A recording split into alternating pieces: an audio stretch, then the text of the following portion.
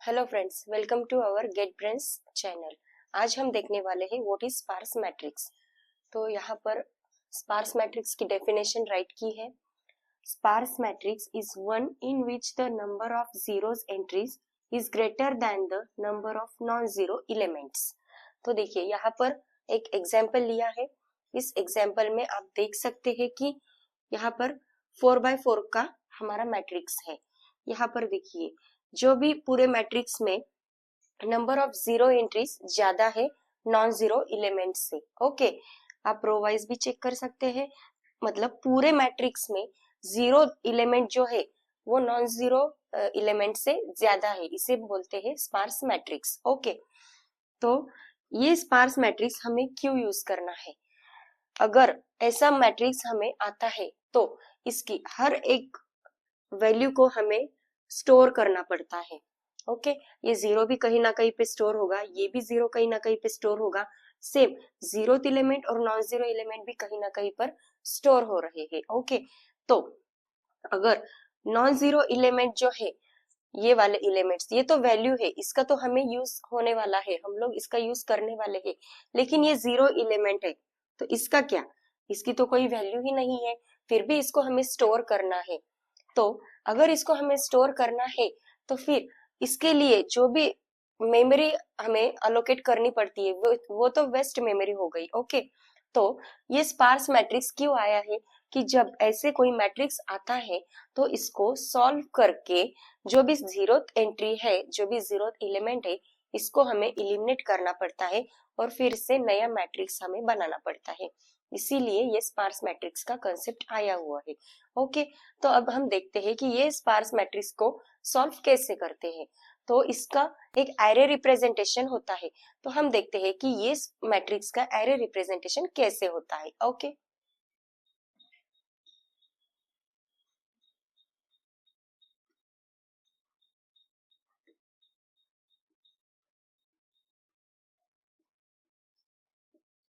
तो हमारे पास ये ऑलरेडी एग्जाम्पल है, इसके थ्रू हम एरे का रिप्रेजेंटेशन बना लेते हैं।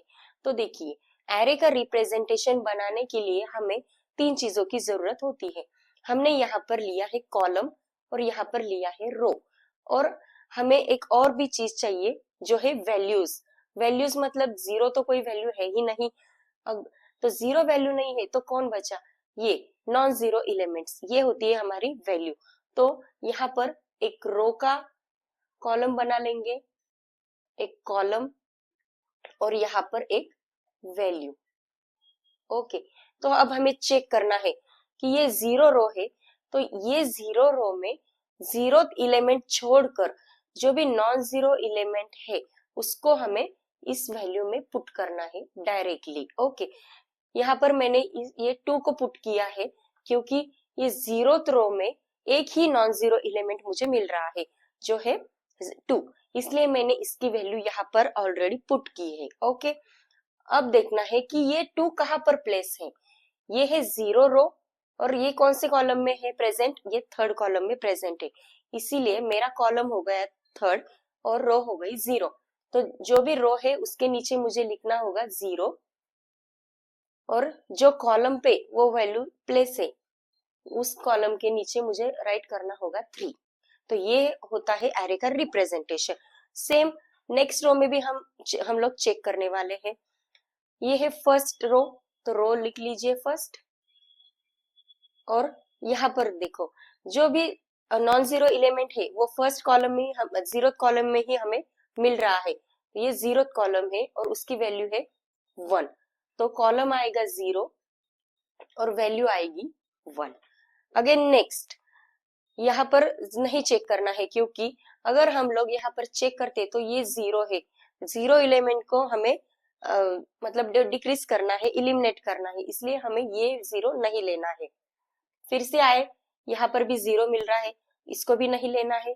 यहाँ आए, इसको भी नहीं लेना है, और यहाँ पर तो हमारा ये रो खत्म हो रही है। तो again jump to the next row. तो सेकेंड रो पर ये फर्स्ट एलिमेंट को चेक करेगा, यहाँ पर भी हमें जीरो ही मिल रहा है, तो हमें ये जीरो वैल्यू लेनी नहीं है क्योंकि इसको हमें डिक्रीज करना है, इलिमिनेट करना है।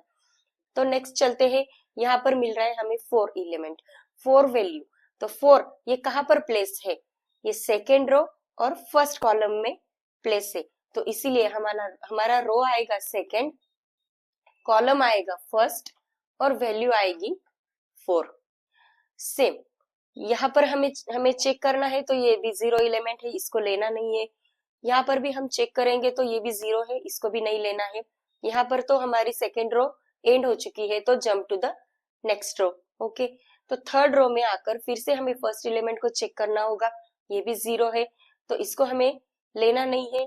नेक्स्ट एलिमेंट को हमें चेक करना होगा, तो हमें यहाँ पर नॉन जीरो एलिमेंट मिल रहा है 6। तो ये नॉन जीरो एलिमेंट कहाँ पर प्लेस है, थर्ड रो और फर्स्ट कॉलम में प्लेस है। तो यहाँ पर हम लिख लेंगे रो हमारी थर्ड है और कॉलम हमारा फर्स्ट है, और यहाँ वैल्यू आएगी 6। अगेन हम नेक्स्ट एलिमेंट को चेक करेंगे, ये तो 0 है, तो फिर भी इसको एलिमिनेट ही करना पड़ेगा, इसको तो लेना नहीं है। नेक्स्ट वैल्यू हमें मिल रही है 8, ये तो नॉन जीरो एलिमेंट है, तो फिर इसको तो लेना है। फिर ये 8 कहाँ पर प्लेस है, सेम थर्ड रो और थर्ड कॉलम, तो थर्ड रो थर्ड कॉलम और यहाँ पर आएगा हमारा 8। तो ये होता है एरे का रिप्रेजेंटेशन।